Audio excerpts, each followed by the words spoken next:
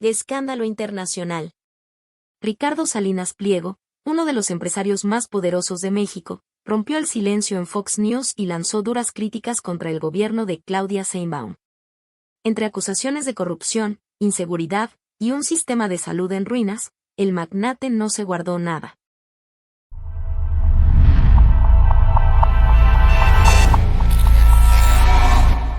En una entrevista exclusiva con la cadena estadounidense Fox News, el empresario multimillonario Ricardo Salinas Pliego puso el dedo en la llaga y denunció lo que, según él, es la dura realidad que enfrenta México bajo el actual gobierno.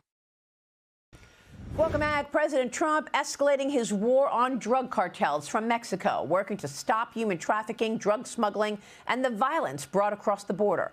I spoke with Mexican billionaire businessman Ricardo Salinas, the chairman of Grupo Salinas, with what's going on in Mexico today.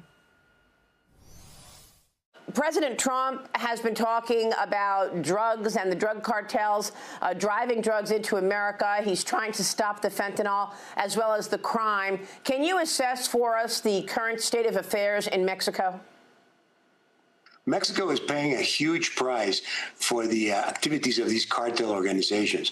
We are currently losing 80 to 100 people per day murdered by these cartel members. So that needs to stop.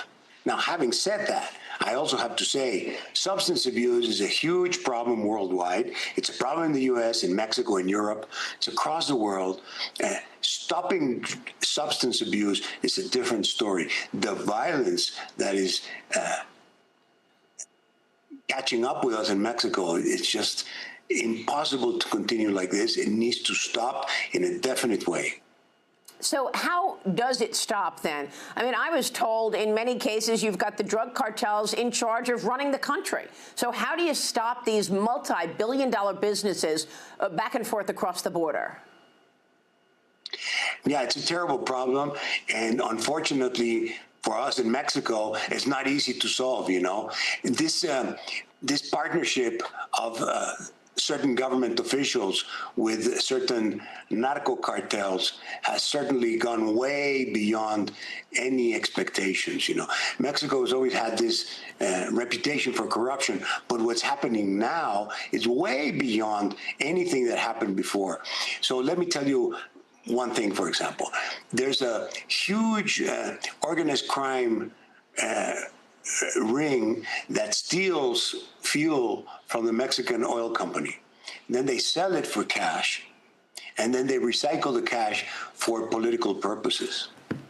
And it's huge. We've never seen something like this. So it's all wrapped up in politics as well, Ricardo?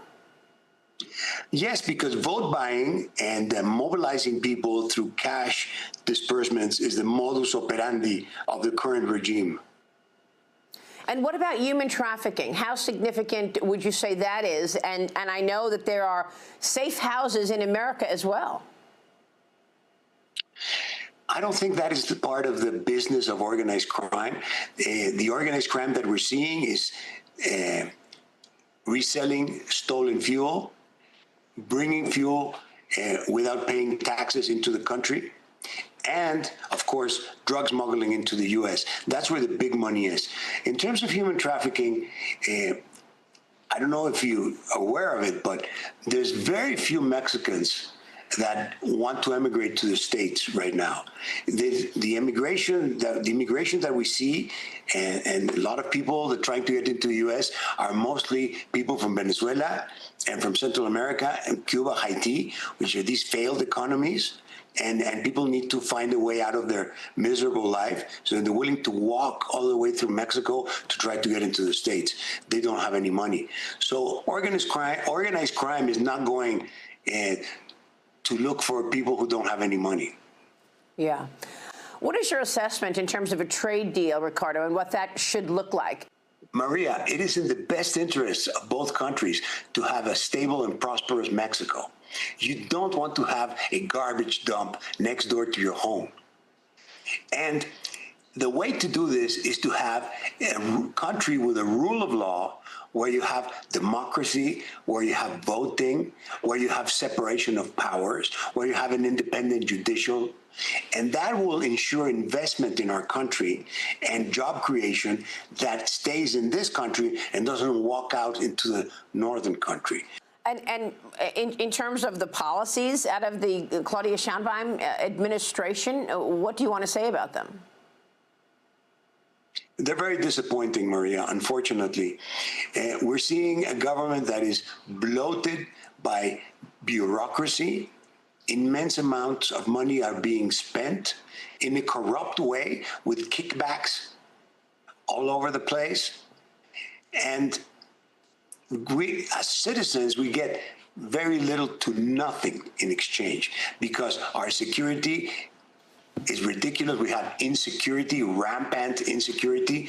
Many people go out to work in the morning and don't know if they're going to come back alive and home.